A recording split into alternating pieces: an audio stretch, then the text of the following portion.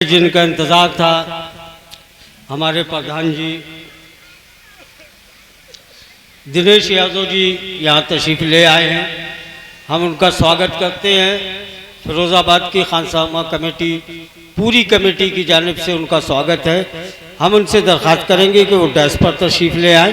इसके साथ ही मैं मोहतरम हरी बाबू जी जो पूर्व प्रधान हैं, उनसे भी गुजारिश करूंगा कि डेस्क पर तशरीफ ले आएं। मैं जनाब पैकर साहब से दरख्वास्त करूंगा कि वो माइक पर आएं और नात के कुछ अशार पेश करें। मेरे दोस्तों और मेरे बुजुर्गों और डाइस पर मौजूद शौरा हज़रात और मेरे बड़े भाई यशपाल साहब और मेरे मित्र कनक साहब और टूट पड़े भाई और जो भी दीगर हजरात, उन सबको सलाम अर्ज़ करता हूँ। और आप सबको भी दोस्तों, अल्लाह के रसूल, अल्लाह के महबूब का जिक्र मेरे हिस्से में आया। मैं बहुत खुश नसीब समझता हूँ अपने आप को। मैं हाजिर करता हूँ नाते पाक का मतला और चाहता ये हूँ कि अगर नाते पाक के हर शेर पर सुभान अल्लाह कहना लाजमी है हमारे लिए, तो कहते रहिए। मैं दो चार शेर हाजिर करता हूँ, मुलाज़ा फरमाएं। देखें यशपाल भाई साहब, उस्ताद मोहतरम, हिंदुस्तान के मशहूर शायर उस्ताद ज़ीरुबानवी साहब और हिंदुस्तान के मशहूर कवि मेरे बड़े भाई यशपाल साहब, कनक, सभी हजरात मुलाज़ा फरमाएं बतौर खास। देख मेरे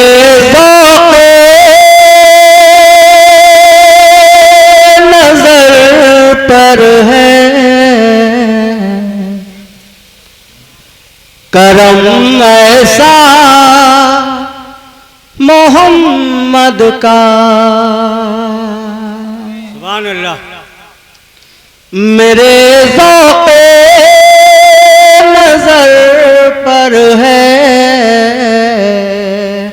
करम ऐसा मोहम्मद का।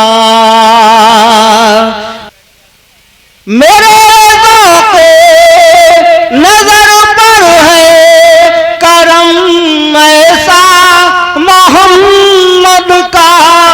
नजर आता है हर शय में मुझे जलवा मोहम्मद का। नजर आता मुझे जलवा मोहम्मद का। नजर आता है हर शय में मुझे जलवा मोहम्मद का। और ये खानसामा कमेटी, मेरे सलमान भाई और मेरे बड़े भाई, जो भी ये तीन जो जितने हजरात हैं, उनकी बड़ी मेहनत और मशक्क़त है। मैं उनको मुबारकबाद पेश करता हूँ इस बहुत खूबसूरत प्रोग्राम के लिए। और ये शेर उनकी नज़र करता हूँ उस कमेटी सलमान भाई बतौर ख़ास। देखें सलमान भाई और भाई साहब बतौर ख़ास। नजर आता है हर शय में मुझे जलवा मोहम्मद का। वही मशहूर दुनिया है, वही मकबूल उक़बा है। वही मशहूर दुनिया है, वही मकबूल उक़बा है। वो दीवाना जो दीवाना है, दीवाना मोहम्मद का। वो दीवाना जो दीवाना है, दीवाना बहुत अच्छा है मोहम्मद का। मेरे ज़ौक़े नज़र पर है करम ऐसा मोहम्मद का। और एक शेर हाजिर करता हूँ, उसके बाद इजाज़त, और उसके बाद हाफिज़ साहब अपने कलाम से नवाजेंगे। मैं हाजिर करता हूँ। कलामे पाक की सूरत ही सूरत है मोहम्मद की। सलमान भाई बतौर खास देखें, बहुत अच्छा है भाई उस्ताद। हाँ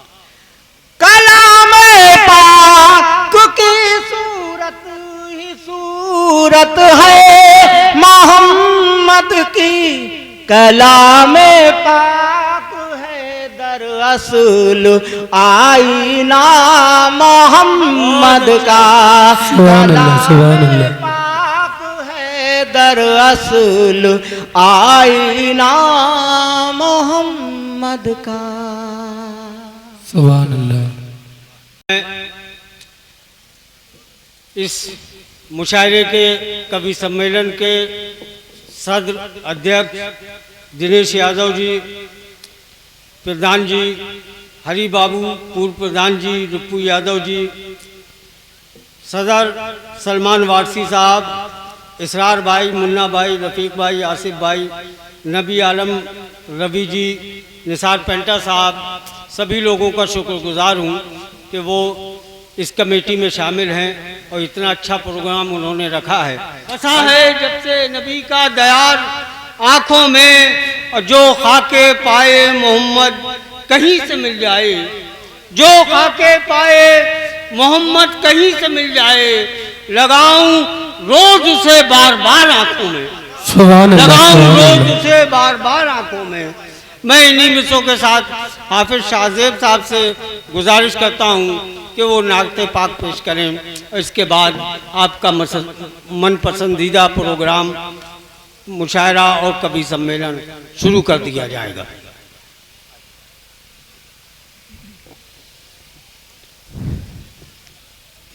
औज़ु बिल्लाहि मिनश शैतानिर रजीम, बिस्मिल्लाहिर रहमानिर रहीम। औज़ु बिल्लाहि मिनश शैतानिर रजीम, बिस्मिल्लाहिर रहमानिर रहीम।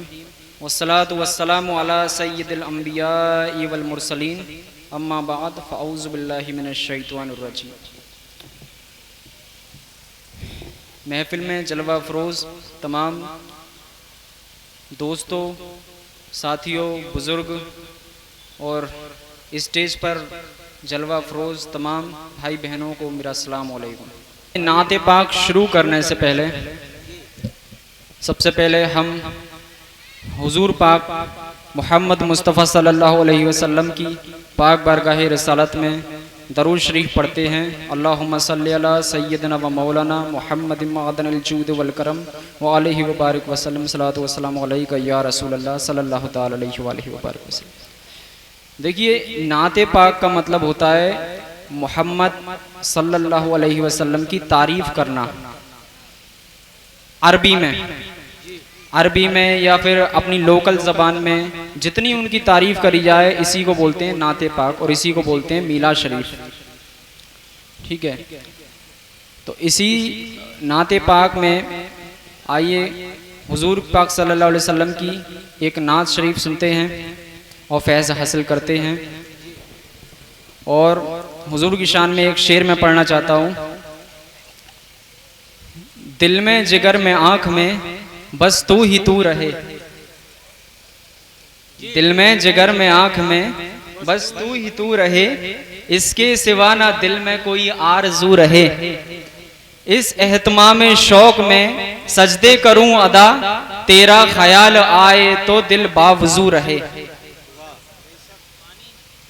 और एक और शेर है, एक माह अदन नूरानी बदन नीची नजरें सबकी खबरें, एक माह अदन नूरानी बदन नीची नजरें सबकी खबरें, वो सुना के सुखन वो चला के पवन, मुरा फूंक गयो सब तन मन धन। अब हुजूर की तारीफ सुनते वक्त सुबहान अल्लाह की सदा कहना, और सुबहान अल्लाह कहना ये बहुत बड़ा एक सवाब का काम है। तो नाते पाक सुनते जाएं और सुबहान अल्लाह की सदाएं लगाते जाएं। ये आला हजरत फाजिल बरेलवी रहमतुल्लाह ताला अलैह का कलाम है जो मैं पढ़ने जा रहा हूँ। चमक तुझसे पाते हैं सब पाने वाले, चमक तुझसे पाते हैं सब पाने वाले, चमक तुझसे पाते हैं सब पाने वाले, चमक तुझसे पाते हैं सब पाने वाले, चमक तुझसे पाते हैं सब पाने वाले, मेरा दिल भी चमका दे चमकाने वाले, मेरा दिल भी चमका दे चमकाने वाले। मैं मुजरिम हूँ आका,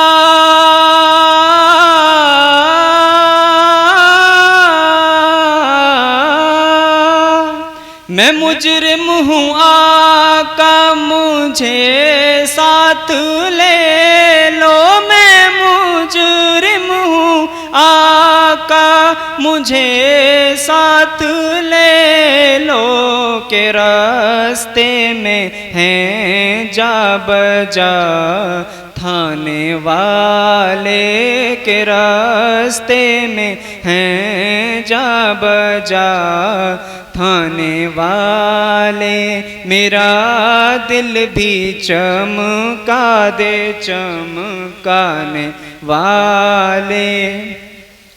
अब जो मैं अशार पढ़ने जा रहा हूं, इसका माना समझने के लिए पहले दो जुमले सुन लें। मक्का मदीना शरीफ को हरम शरीफ बोलते हैं, और वहां की सरजमीन वो सरजमीन है जिस जमीन ने हुजूर पाक सल्लल्लाहु अलैहि वसल्लम के कदम चूमे थे।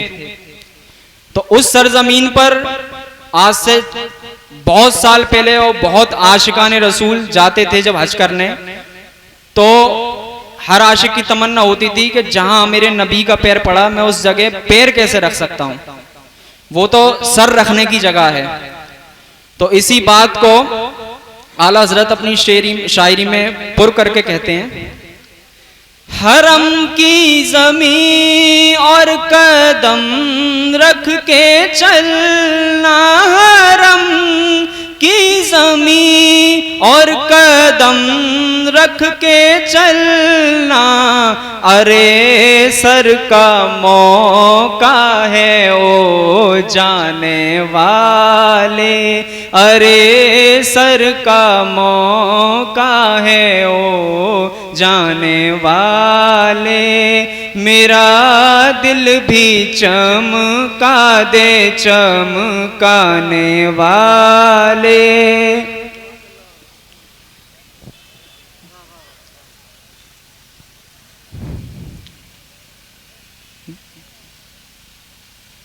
वहाँ भी नजदी गंदा है वल्ला, जहन्नम में नाम इसका कुंदा है वल्ला, और जो मुर्दा कहे तुझको मुर्दा है वल्ला, तू जिंदा है वल्ला, तू जिंदा है वल्ला, तू जिंदा है वल्ला, मेरी चश्मे आलम से छुप जाने वाले, मेरी चश्मे आलम से छुप जाने वाले, चमक तुझसे पाते हैं सब पाने वाले, मेरा दिल भी चमका दे चमकाने वाले। अब ये आखिरी शेर है, लाइज़ा फरमाए।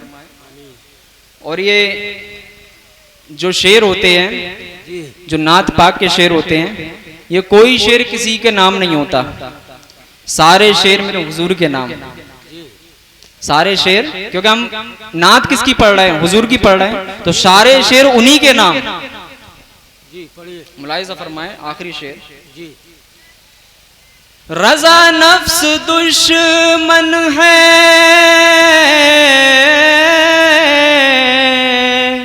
रज़ा नफ्स दुश्मन है, दम में ना आना, यानी कि हमारी जो अंदर की बुराई हमारा दुश्मन है, तो इसलिए उसकी बहकावे में मत आना। रजा नफ्स दुश्मन है दम में ना आना, उसकी चाल में ना आना।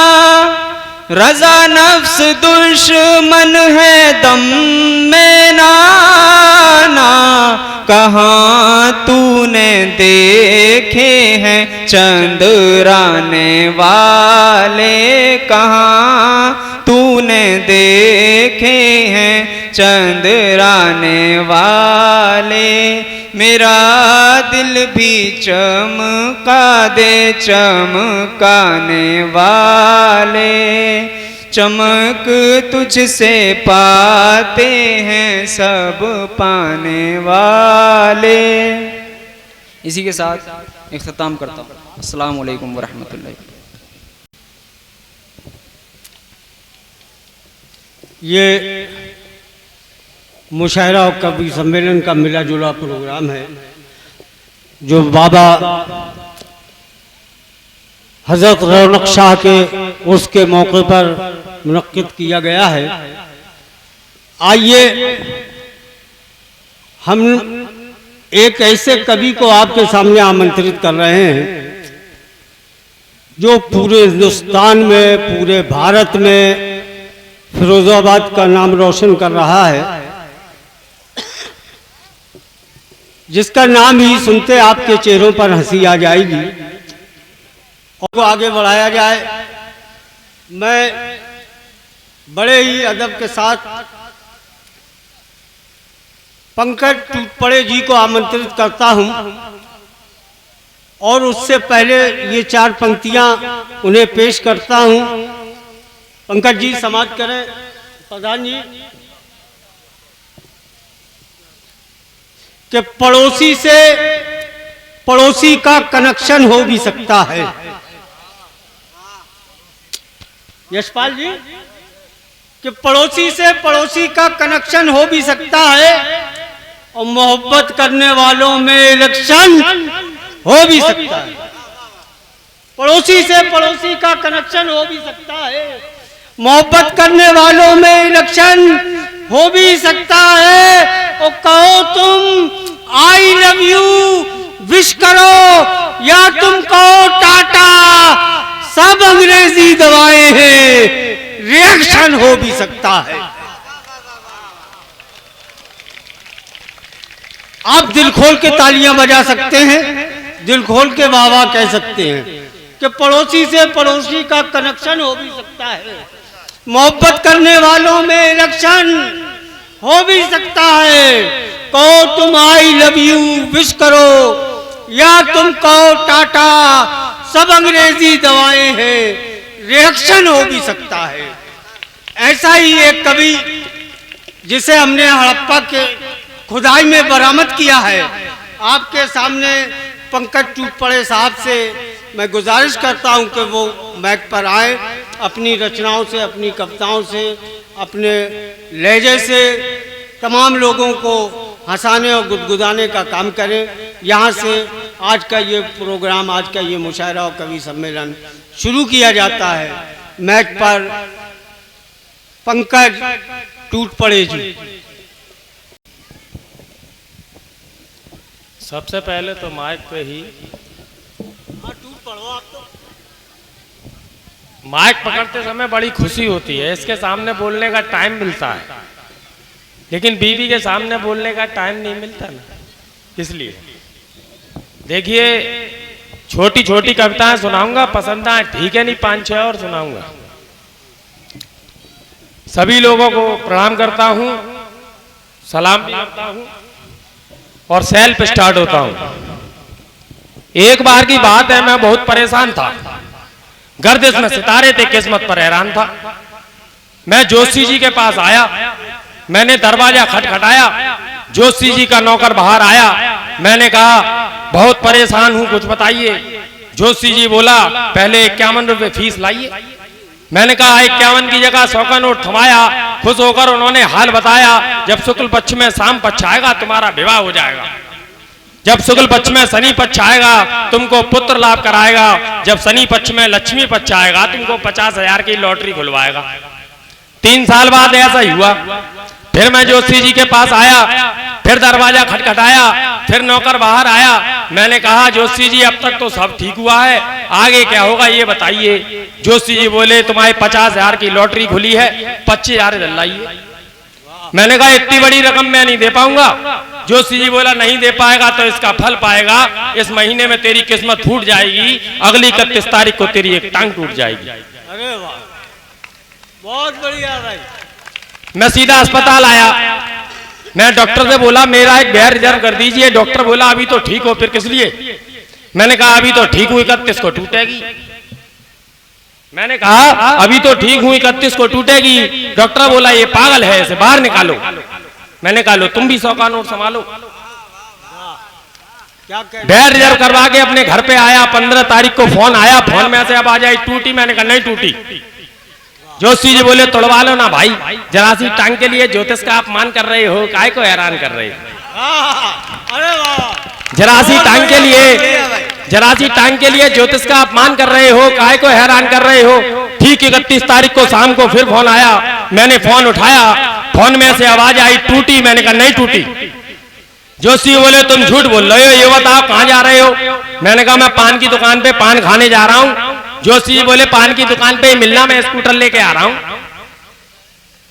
जोशी जी बोले पान की दुकान पे ही मिलना, मैं स्कूटर लेके आ रहा हूँ। जोशी ने स्कूटर मेरी तरफ मारा, बीच में आ गया एक खटारा। खटारे के बीच में आते ही प्रकृति की किस्मत फूट गई।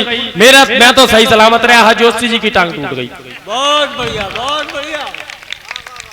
खटारे के बीच में आते ही प्रकृति की किस्मत फूट गई, मैं तो सही सलामत रहा, जोशी जी की टांग टूट गई। मैंने जोशी जी को उसी बेड पे एडमिट कराया। उनका हाल पूछने आया तो उन्होंने बताया उस दिन भांग में इतनी चढ़ा गया, कुंडली अपनी देख रहा था, भविष्य तुम्हारा बता गया। देखिए मेरी एक आदत है, मैं जब कभी बस में जाऊं, कभी बस में जाता हूं तो साइड में जितने भी विज्ञापन होते हैं उन्हें पढ़ता हुआ जाता हूं, टाइम पास होता है। देखिए मजा लीजिए। एक जगह बस में जा रहा था, खिड़की वाली सीट पे बैठा था, साइड में विज्ञापन आए। एक जगह लिखा हुआ था विधायक पद की उम्मीदवार गुलाबो देवी। थोड़ा आगे लिखा था नामर्द रोगी मिले हर शुक्रवार। एक जगह लिखा था अंग्रेजी बोलना सीखें। आगे लिखा था पशु हाट बेला चौथपुर। बहुत बढ़िया। बस थोड़ी सी आगे बढ़ी, साहब एक लाइन और पढ़ी जिसमें लिखा था बिना लाए बिना बताएं शराब छुड़वाएं जरूर।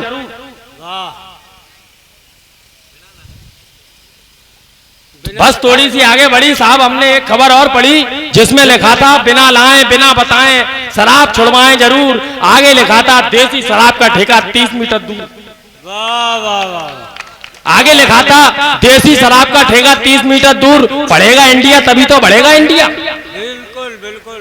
बढ़ेगा इंडिया तभी तो बढ़ेगा इंडिया। एक जगह लिखा था लेंटर उठवाएं।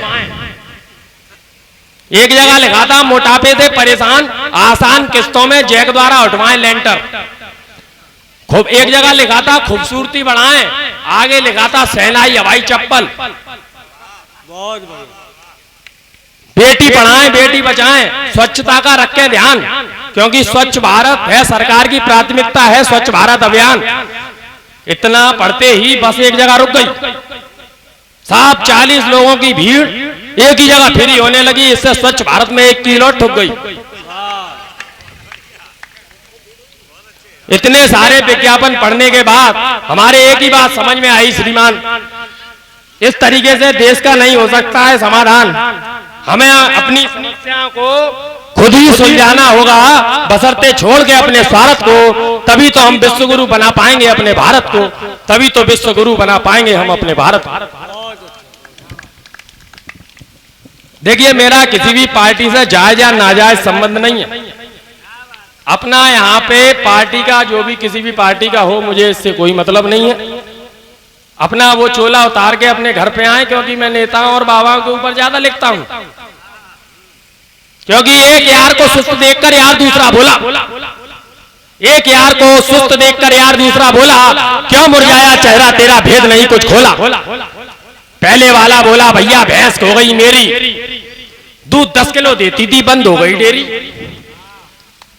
दूध 10 किलो देती थी बंद हो गई डेयरी। यार यार से बोला हंसकर सुन ले मेरे यार, जाकर पेपर में निकलवा दे, दे दे इश्तिहार।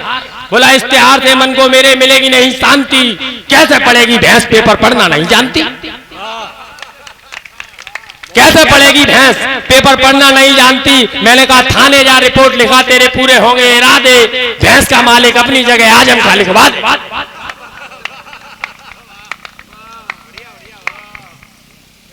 भैंस का मालिक अपनी जगह तू आजम खां लिखवा दे। एक बार जब पाकिस्तान पे हमारा यान गया, चंद्रमा पे जब गया तो पाकिस्तान ने कई टिप्पणियां की, तो मैंने थोड़ी सी बात कहने की कोशिश की है। अगर मेरी बात अच्छी लगे तो आप कहना कि मंजिल अभी कोई आसान नहीं है, मंजिल कभी अभी कोई आसान नहीं है, हम चांद पे जा बैठे ये अंजाम नहीं है। मंजिल अभी कोई आसान नहीं है, हम चांद पे जा बैठे ये अंजाम नहीं है। और तेरी क्या औकात कि तू चांद को छू ले, टमाटर खरीदने के लिए दाम नहीं। भारत माता की जय। आइए, ये थे जनाब पंकज टूटपड़े जी। आइए इस प्रोग्राम को और आगे बढ़ाएं और आवाज़ दें हिंदुस्तान के और एक महान कवि को, जिसे कृष्ण कुमार कनक के नाम से लोग जानते हैं, जिन्होंने पूरे भारत में फिरोजाबाद का नाम रोशन किया है। आइए इन मिसरों से उन्हें आवाज़ देते हैं। जिंदगी फूल की कांटों से घिरी होती है, समझे रजा, कि जिंदगी फूल की कांटों से घिरी होती है, हर खुशी रंज के पर्दे में छुपी होती है। जिंदगी फूल की कांटों से घिरी होती है, हर खुशी रंज के पर्दे में छुपी होती है। और वो कहीं जाएं चमकते हैं सितारों की तरह, वो कहीं जाएं, यशपाल जी, वो कहीं जाएं चमकते हैं सितारों की तरह, रोशनी जिनके मुकद्दर में लिखी होती है। आइए यहाँ रोशनी लुटाने के लिए मैं जनाब कृष्ण कुमार कनक जी को आमंत्रित करता हूँ कि वो माइक पर आएँ और अपनी कविता से, अपनी रचनाओं से तमाम सामाईन को, श्रोता को महसूस फरमाएं। नंद नंदन वासुदेव नंदन यशोदा नंदन श्री कृष्ण को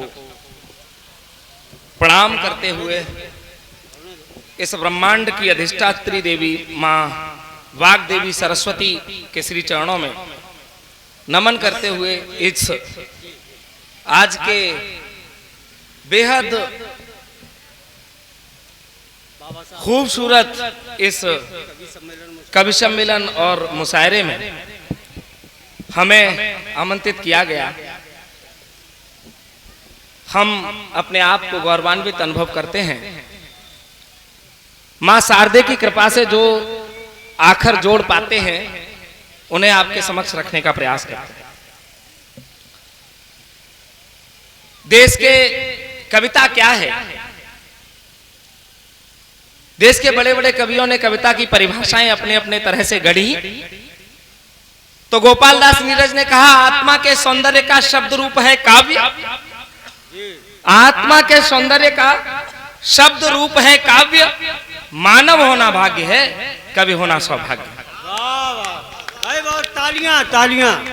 मानव होना भाग्य है, कवि होना सौभाग्य। एक अंग्रेजी के पोइट विलियम वर्ड्सवर्थ ने कहा, poetry is the spontaneous overflow of the powerful feelings. जब हमारे हृदय में बहने वाली, सतत प्रवाहित होने वाली भावनाएं अपना बांध तोड़कर बहती हैं तो कविता होती है। किसी ने यूं कहा कि जब गीत अधर पर आए बिन लिखे रहा ना जाए, बस वह कविता बन जाए।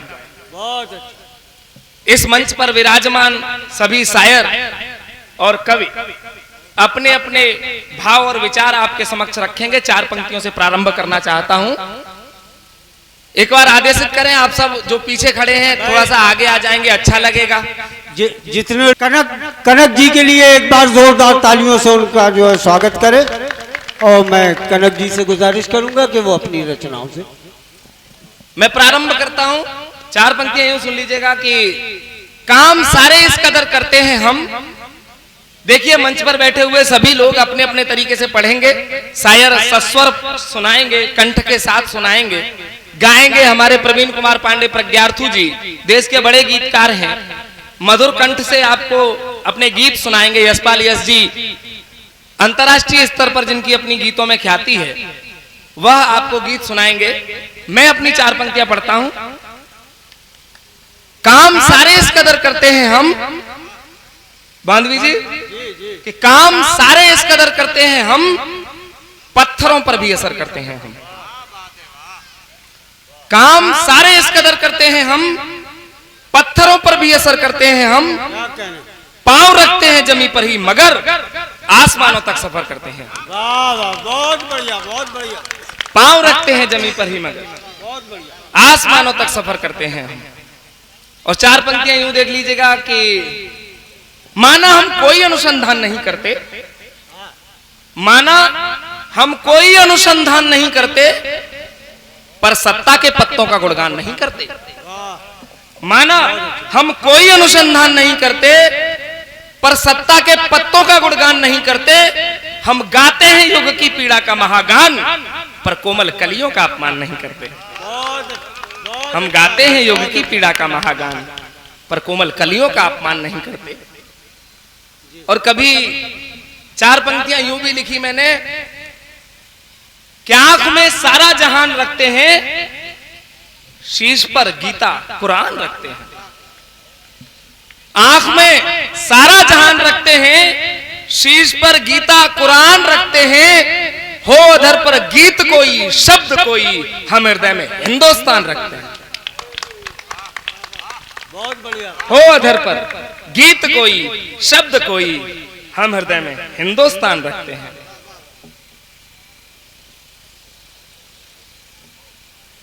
ये खूबसूरत शाम और ये हजरतपुर की पावन पवित्र माटी जिसमें हजरत साहब का दरगाह, उस पर चल रहा यह कार्यक्रम। कहना यूं भी चाहता हूं कि यदि हमारी पीर पर, पांडे जी, यदि हमारी पीर पर प्रतिबंध हो जाते, प्रेम आलिंगन भरे अनुबंध हो जाते, यदि हमारी पीर पर प्रतिबंध हो जाते, प्रेम आलिंगन भरे अनुबंध हो जाते, तुम हृदय में थाप लेते देव की प्रतिमा, तो गीत मेरे आरती के छंद हो जाते। तुम हृदय में थाप लेते देव की प्रतिमा, तो गीत मेरे आरती के छंद हो जाते। मैं एक रचना सुना देना चाहता हूं। मैं चाहता हूं कि हमारे बड़े भाई जीरो बांधवी जी को हमें सुनना है, बड़े भाई यशपाल यश जी जो पूरे देश में सुनाए जाते हैं। मैं एक रचना रखना चाहता हूं। मुझे लगता है कि ये हिंदू मुस्लिम एकता का ये सुंदर गुलदस्ता यहाँ सजाया गया है हमारे पैकर साहब के द्वारा, हमारे भाई साहब जो कन्वीनर हैं यहाँ। ऐसे अवसर पर क्यों ना एक अच्छी रचना यहाँ सुनाई जाए, जिसे हम मन के साथ सुन सके और जीवन के यथार्थ को जो जोड़ती हो। एक हमारी जो हिंदू सनातन परंपरा है, उसमें एक पात्र है कृष्ण, हम सबने सुना हुआ है। और महाभारत में एक पात्र है विदुर जी। विदुर और कृष्ण का संवाद है, वह मैं एक रचना में पढ़ा। हर युग में बनकर महाप्राण, मैं जानना चाहूंगा कि आप सब जुड़े। हर युग में बनकर महाप्राण चैतन्य रूप ले धनुष बाण, या फिर फरसे के पौरुष पर करता जो नवयुग नव निर्माण, जो मर्यादित जीवन जीकर वैदेही पति कहलाता है, बन जाता विश्व मोहिनी तो दैत्यों का और दहलाता है। जो महाप्रलय का सूक्ष्म रूप, सर्जक ब्रह्मा का महागान, वेदों की नेति वंदना है, व्रज की वसुधा का इष्टमान, राधा वल्लभ गोपी वल्लभ, राधा वल्लभ गोपी वल्लभ, यशोदा नंदन रुक्मिणी रमण। तब दुर्योधन के घर पहुंचे, तैयार हो चुका था जबरान। तब दुर्योधन के घर पहुंचे, तैयार हो चुका था जबरण। तिल भर भी भूमि समर्पण को राजी न हुआ जब दुर्योधन। तिलवर भी भूमि समर्पण को राजी न हुआ जब दुर्योधन। आगे की रण विभीषिका से कुंठित था शांति दूत का मन। लौटते हुए केशव पहुंचे विदुरानी काकी के घर पर। लौटते हुए केशव पहुंचे विदुरानी काकी के घर पर। जलपान लिया कुछ स्वल्पहार केले के छिलकों पर रहकर। तब कहा विदुर को इंगित कर, काका विचलित से लगते हो, जा चुका रात्रि का प्रथम प्रहर, फिर किस चिंता में जगते हो। तो विदुर नम्र हो बोल उठे, आतंकित सा मेरा मन है, अब युद्ध महाभारत होगा, ये कैसा मेरा जीवन है। अब युद्ध महाभारत होगा, ये कैसा मेरा जीवन है। जिनको पाला था गोदी में, ये सबकी समस्या है, हर किसी की समस्या है। जिनको पाला था गोदी में, उंगली दे साथ चलाया था, छोटी छोटी सी मांग हेतु सारा आकाश गिनाया था। अब वही नयन नभ के तारे अपना अस्तित्व मिटा देंगे। इस अवन और अंबर तल को मेघों की नई छटा देंगे। और उस समय मरण मेरा होगा, बांधवी जी, कि उस समय मरण मेरा होगा। चाचा कह रहे हैं कि उस समय मरण मेरा होगा, जिस समय प्रलय आ जाएगी।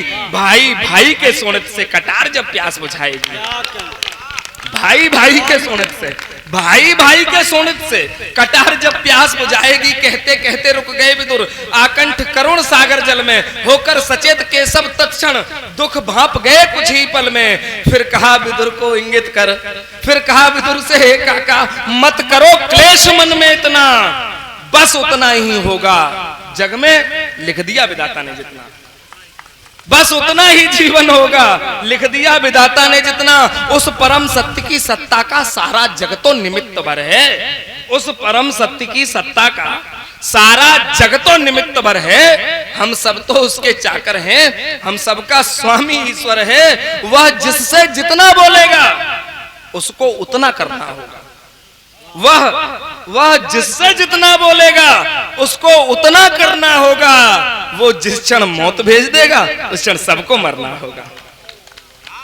वह जिस क्षण मौत भेज देगा उस क्षण सबको मरना होगा।